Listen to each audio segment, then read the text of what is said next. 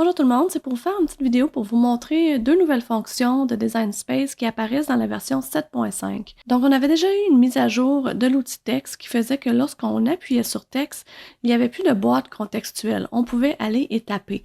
Ça a mélangé plusieurs personnes, c'est compréhensible aussi parce qu'on se demande comme qu'est-ce qu'il faut faire. Mais c'est assez simple, vous n'avez rien à faire à part de cliquer sur l'outil texte comme je viens de faire et de vous mettre à taper.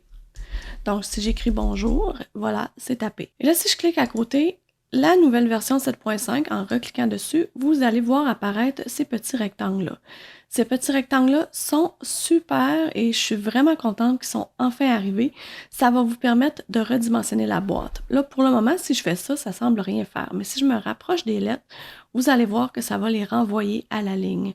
Donc, on peut vraiment ajuster comme ça sans toutefois changer la taille de la police. Si vous voulez vraiment changer la taille de votre police, il faut quand même venir utiliser le petit outil flèche ici. Donc, ça, c'est vraiment pratique. Si je reclique, je double-clique dedans, parce que maintenant, c'est dedans la boîte ici qu'il faut double-cliquer pour aller modifier le texte. Et j'écris « Bonjour, comment ça va? »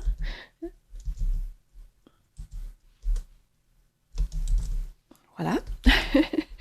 Et là, ben, vous voyez que si je clique à côté, le T est rendu là parce que ça l'a renvoyé à la ligne.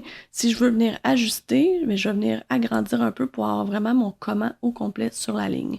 Si je mets centré, mettons, au centre et que je voudrais avoir bonjour et comment sur la même ligne ou comment ça va sur la même ligne, ben c'est ça, je peux m'amuser à jouer comme ça et ça va vraiment le rentrer comme je veux. Aller le rapetisser, aller rejouer avec pour le mettre sur une ligne au complet et voilà, on peut faire vraiment plein de choses.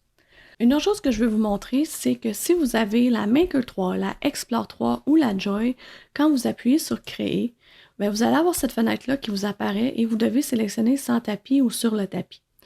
Si vous voulez sauter cette étape-ci parce que vous coupez toujours sur le tapis ou vous coupez toujours sans tapis, bien, c'est possible maintenant avec le nouveau paramètre. Dans les trois petites lignes ici, vous allez dans Paramètres et vous avez la nouvelle option qui s'appelle Préparer. Donc, vous pouvez choisir votre cricotte. En fait, vous pouvez choisir toutes les cricottes et leur donner une option par défaut. Si je sélectionne On Mat, donc sur tapis, cette section-là n'est pas encore traduite, j'imagine qu'ils vont une étape à la fois, et que je fais terminer, bien là, vous allez voir que quand je vais appuyer sur Créer, je n'ai pas cette fenêtre-là qui apparaît, je tombe tout de suite à l'étape Préparer. Donc, vous avez quand même le choix de modifier vos options ici sur le tapis ou même d'aller sélectionner une autre grandeur de tapis.